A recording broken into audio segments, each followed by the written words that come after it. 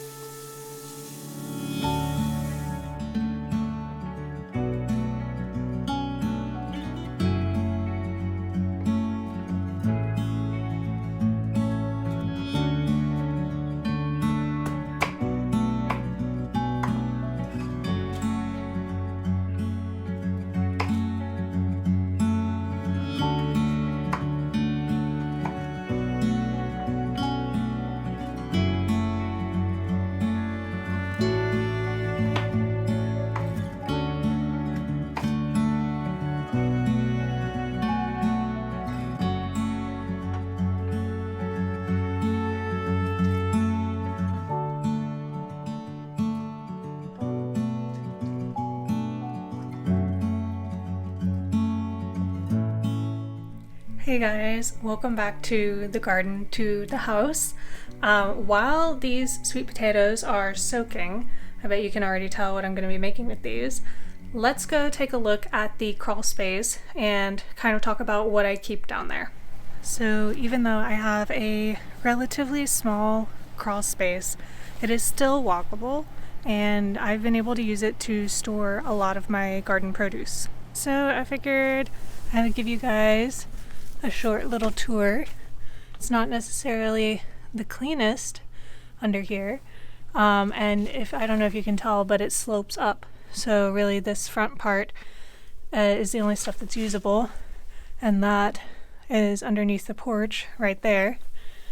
But right here in these boxes are all of my sweet potatoes from this year. It's quite a few, like way more than I was expecting, but you know, definitely not like tons and tons of them, but you know, it's plenty for me. And this bucket here has my Jerusalem artichokes. They are packed in damp sand, and there's not like a whole lot of them in here, but this keeps them from kind of withering up the way they would if you just kind of kept them at room temperature.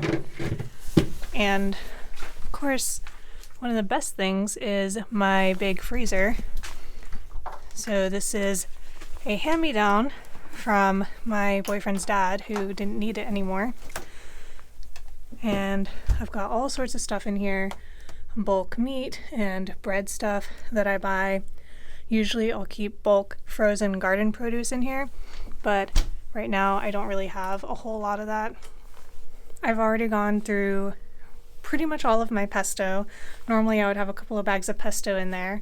Last year I had a bag of frozen green beans in there that I was keeping, and just some other like overflow frozen stuff would normally go down here.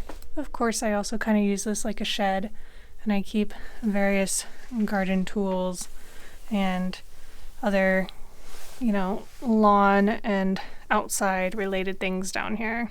I'm not currently too worried about pests when it comes to down here. One, I do have my cats. I think between my cats and the neighborhood cats, rodents are very, very deterred around here. So I think I'm unlikely to be finding rodents in my crawl space. The other thing is most of the holes to the crawl space are covered with a grating that would just kind of make it a little bit harder for rodents to get into the crawl space in the first place. And I do spray pretty regularly for bugs, so I'm not getting like roaches, for example, living down there and eating the food. But you know, as far as holes go, it's certainly not perfect. I'm sure a mouse could squeeze through there if it really wanted to. Not to mention some of the oldest bricks in the house. You can see this old, it used to be on posts and then they like bricked it up to be fully enclosed. But yeah, some of the oldest bricks are barely hanging on in there. This is what one of the grated up holes looks like. It is, you know, it's gonna stop a lot of things from getting in, but it's like, you know, not the most secure thing there is. But you know, we work with what our landlords provide.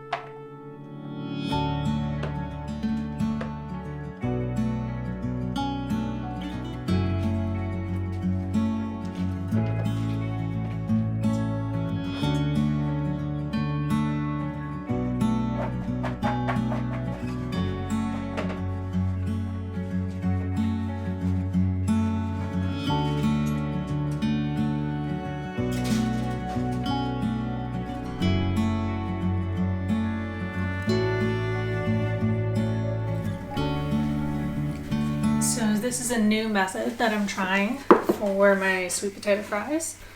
Let's see how it stacks up. Wow. I was really expecting it to be crunchy. But they're just kind of soft. I mean, they're nice.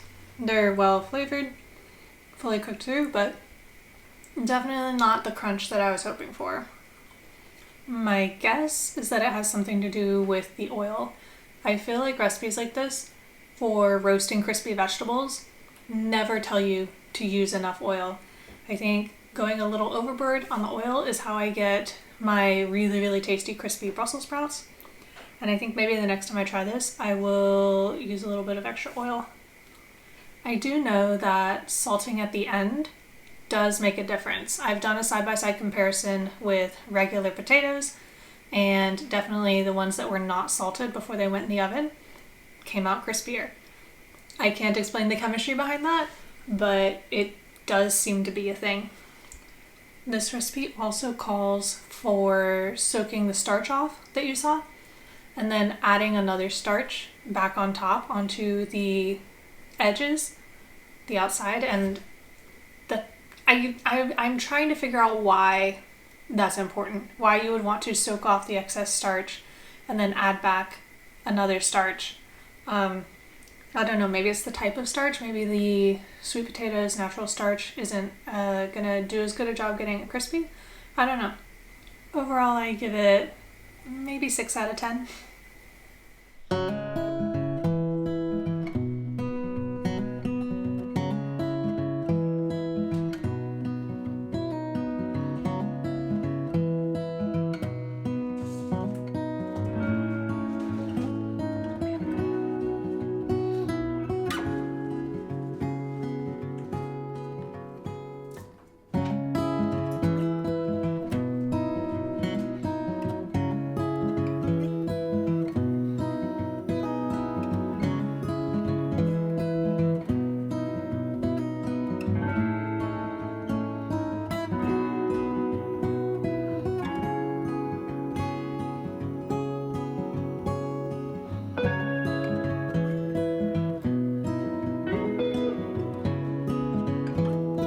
So today is the last day before my live stream. So it's Friday, and I'm going to tell you guys a little bit about what I'm doing, and it feels like I'm about to tell you guys a secret, but by the time this video comes out, you will already know. So it's not technically a secret, but it feels like that to me. I am working on my garden planner, and you probably by now already know that this is like a brand new thing that I designed myself that I am launching this year in order to help myself and help people like me plan their gardens. And specifically, I've geared it more towards beginner gardeners because I've found over time that there are a lot of things to consider when you are starting and planning a garden, and it can be hard to figure out what they all are. And you'll get like halfway through and you'll be like, I didn't even know that, and now it's too late. And so the point of this is to lead people through the entire process. And it is a lot, but once you've done it, you've done it.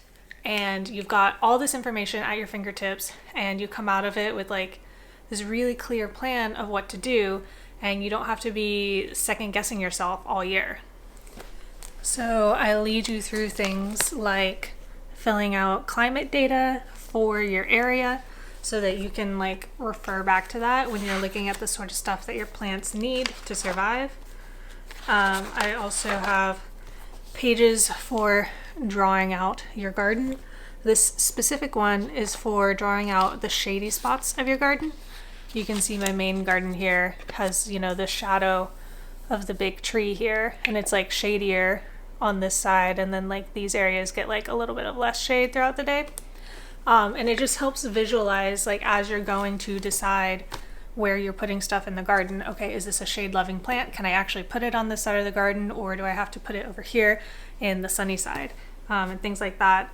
I think it's something that a lot of people might not consider when they're planning their garden. They're mostly just looking at like, where's their actual space for me to put stuff, and not taking stuff like that into account. And what I like the most about what I've designed, I mean, I like a lot of it because I designed it, but one of the things I like the most about it is that it's not just leading you through how to plan a garden that works, that keeps your plants alive. It's also teaching you how to plan a garden that you specifically want to be growing, and it's asking you the hard questions of like, why are you growing a garden? What are your goals? And you go through the whole planning, and then you have to evaluate, does this plan meet my goals? Is it going to like fulfill my purpose for gardening, essentially? Like, you might be able to design a garden that like technically all the plants are spaced properly and they're all getting the right amount of water and sunlight and whatever. But if it's not meeting your goals that you set out to fulfill with your garden, then it's not quite doing its job, is it? And I think that's a big oversight that a lot of people make in the garden planning process. And I want to make sure that when you're planning your garden, that it doesn't just work, that it also like fulfills your heart. And of course, it wouldn't be a garden planner if it didn't have like a calendar section. And if you look in this section, right, we've got February. There's a little journal prompt here at the top. There's a different one for each month. That sort of thing is totally optional. But something that I've really liked in like previous journals that I've done for different reasons is that they combine this like planning element of like, what are my goals, where am I at in life, and where am I trying to go, with a journaling portion, which is more of like a check-in, a reflection, a processing of what is going on.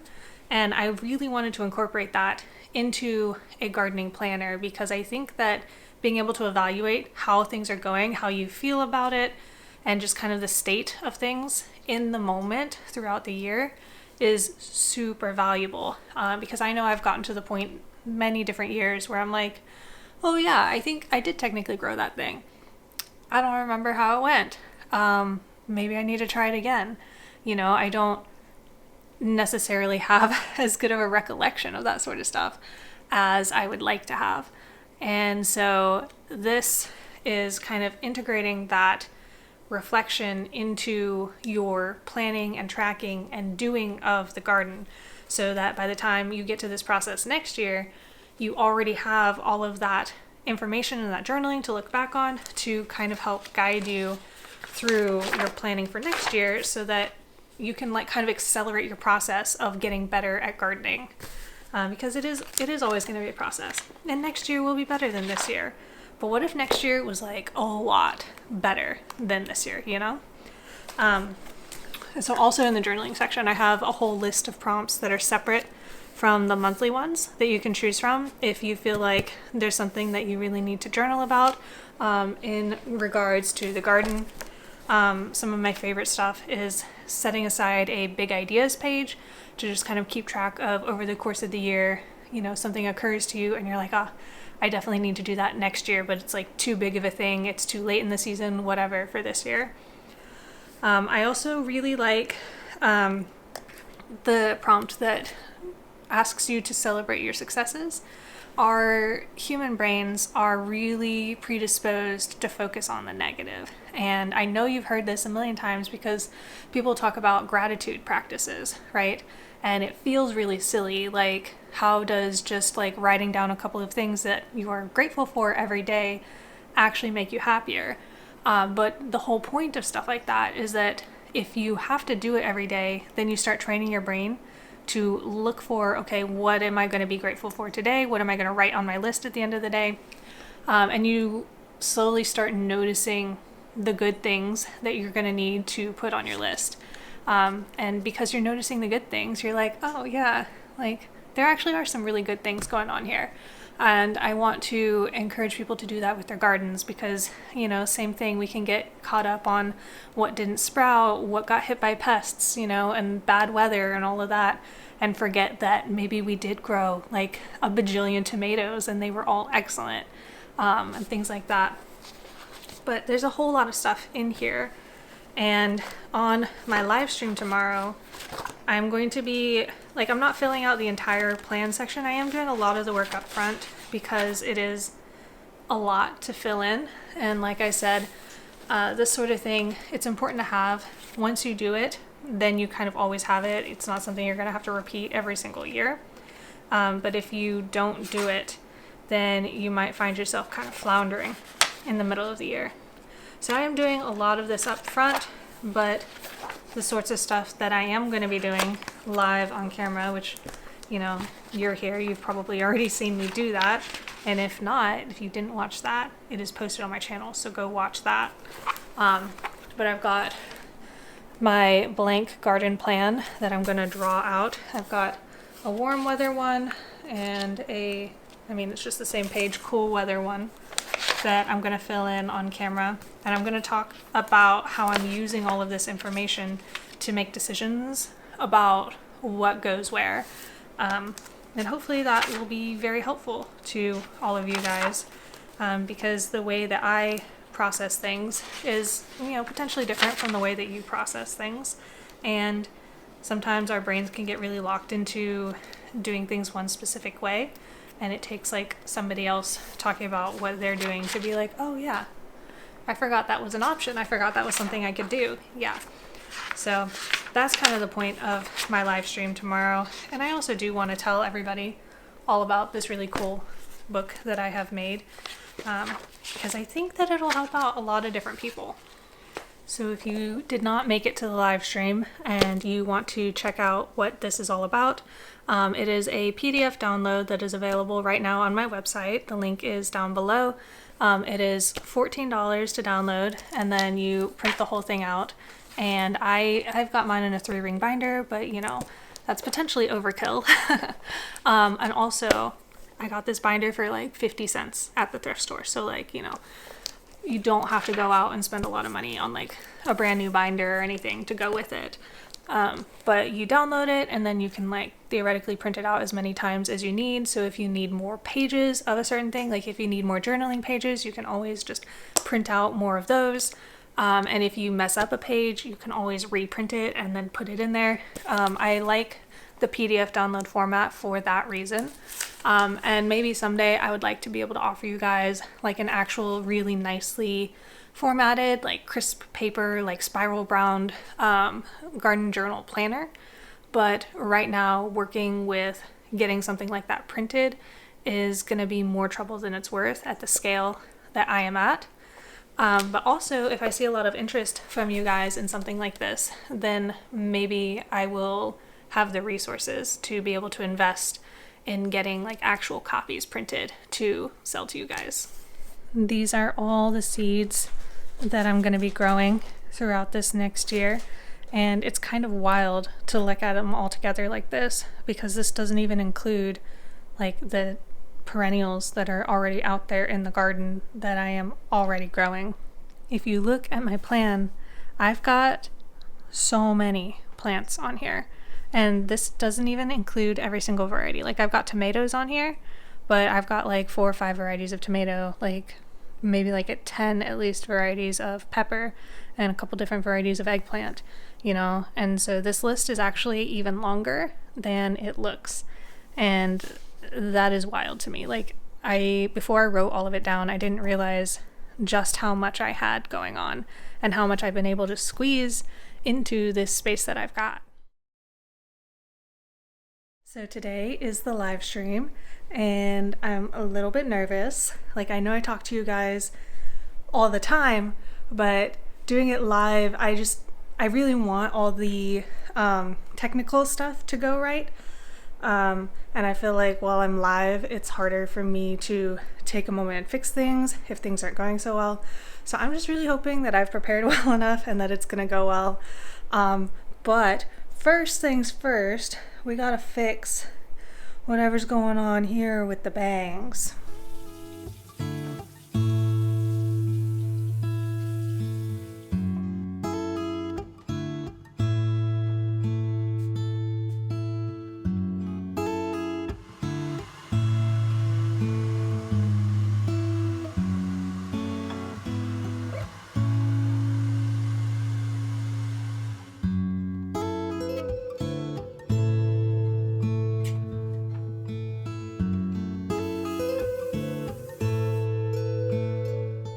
I do really like having the bangs, but oh my gosh, there's so much work to keep up with. You cannot just roll out of bed and have good bangs.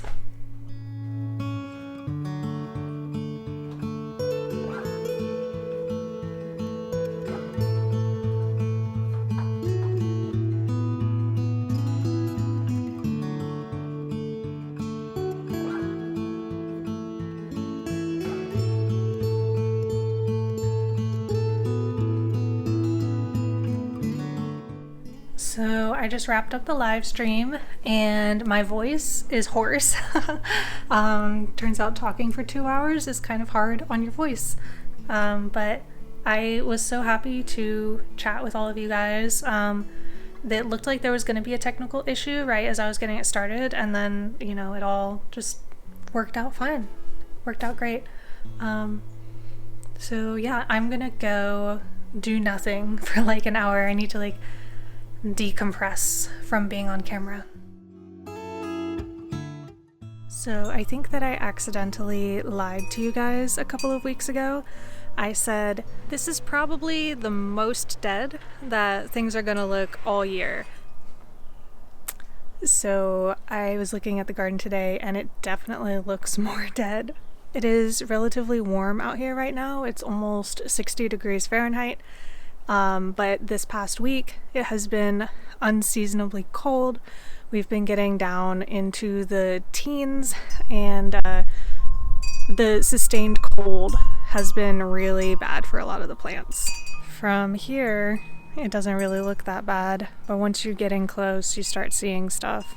My lettuce looks like it's not dead, but it looks very sad. Most of these leaves are not edible. They just got severely frost damaged, and I can see a few new leaves coming up. in the middle, so I think the plants are going to survive, but it'll be a while before I can actually harvest any more lettuce. All of the garlic sprouts are technically fine, but even these have started showing a little bit of that frost damage. You can see the color change there at the tip. In the cabbage patch, mostly we're looking okay. One of them definitely looking worse than the others. Very wilty and a frost damage kind of way, but everybody else is looking great. I mean, look at this guy. That's beautiful looking, and the leaves feel pretty solid. I'm really excited to get the cabbage when this head finally starts coming in. Brussels sprouts are also okay, but you can see again the darkening, the purpleness of the leaves. That is a little bit of frost stress. It's not necessarily damage, but it is something that plants tend to do when they get a bit cold, so they start going a little purple. We can see that the feverfew is very damaged by the cold. Most of this is died back. I think some of this stuff here is still alive, so the plant isn't like fully dead, but it has definitely been knocked way back. And the thyme next to it, although it is definitely surviving, you can see it's also started to take on a bit of a purplish hue. It's much darker than it will be in the spring when it's this like really bright, like happy spring green. Another thing that I thought would be doing better is the yarrow. It is almost entirely died back now. You can still see a little bit of green down in there. I'm hoping that this still comes back from its roots. But yeah, most of that foliage got knocked back by the cold. Carrots also got really knocked back in the foliage department. I think they're generally okay, like the carrots themselves are fine, but the foliage is struggling for sure. My St. John's wort, which has been very tolerant of everything up until this point, you can see this section of it here is very frost damaged. There's definitely still plenty of live leaves, but it's, kind of getting crispy around the edges from the dead and dying leaves that just got popped. Luckily, rosemary is still doing great. It's very tolerant of pretty much everything. This is like the last plant that I would expect to be showing any sort of stress or frost damage. And while the kumquat is not looking ideal, we do still have a few green leaves on here. So, there's hope. There's hope here. It's not looking great, but it's not dead yet. Even the mint got really knocked back by the cold. Mint is like essentially unkillable. This stuff down near the soil level and like the roots and stuff, it will continue to try growing back. But this is a lot of damage, more than I would expect for our winters normally. Pretty much everything else is a perennial that we won't really see any growth from, any signs of life, until it starts warming up in the spring. So that'll be like maybe around the March area.